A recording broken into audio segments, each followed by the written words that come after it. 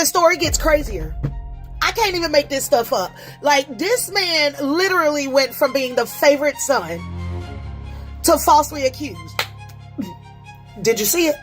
Me neither, because that's how quick he went from being the favorite to falsely accused. So, when we left off where Joseph had been thrown in the pit by his brothers. His brothers had threw some goat blood on his coat, took it back to daddy, and told him that Joseph had died. But Joseph didn't die. Joseph's brothers sold him to some foreigners, and those foreigners took Joseph to Egypt. Yep. And when Joseph got to Egypt, how do you think he was doing? That boy was doing good. That boy was doing just fine, because what happened was he started working at this super rich man's house named Potiphar. And to be honest, Joseph was showing out. Joseph was handed responsibilities because he was being responsible.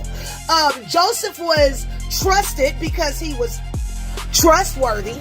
And as we look through the story, we realize that Joseph was being blessed because everything that man put his hands to, it prospered.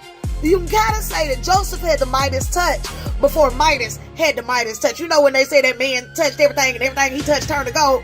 That was Joseph. Everything Joseph put his hand to became good. Okay, so we know that Joseph is doing good, but then as Joseph is doing good, he captured the eye of this one particular lady. And she walked over and she starts flirting with him. Now here's the catch. This lady is Potiphar's wife. Yeah, Potiphar's wife. And she starts going, "Hey, Jojo, boy, you handsome." And Joseph is like, "Absolutely not. No, ma'am. Get thee behind me, because what I won't be doing is sinning against God or my boss."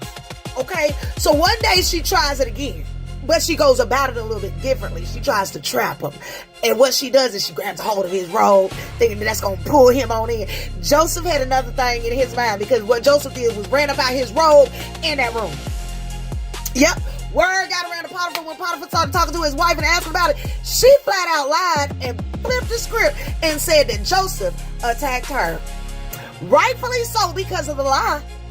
Potiphar became mad, like upset, super, like ears, smoke out the ears, mad. You know what I'm talking about? And so Joseph gets thrown into prison. But why? For doing the right thing.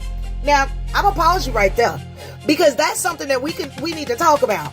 Sometimes obedience, it doesn't look like an instant blessing. Sometimes doing the right thing will still land you in a hard place, i.e. Joseph, running from the temptation that lady was giving him to try to eat with him, and now he in prison. But here's the thing, even in prison, we see that God was still with Joseph. In prison, Joseph begins helping other people.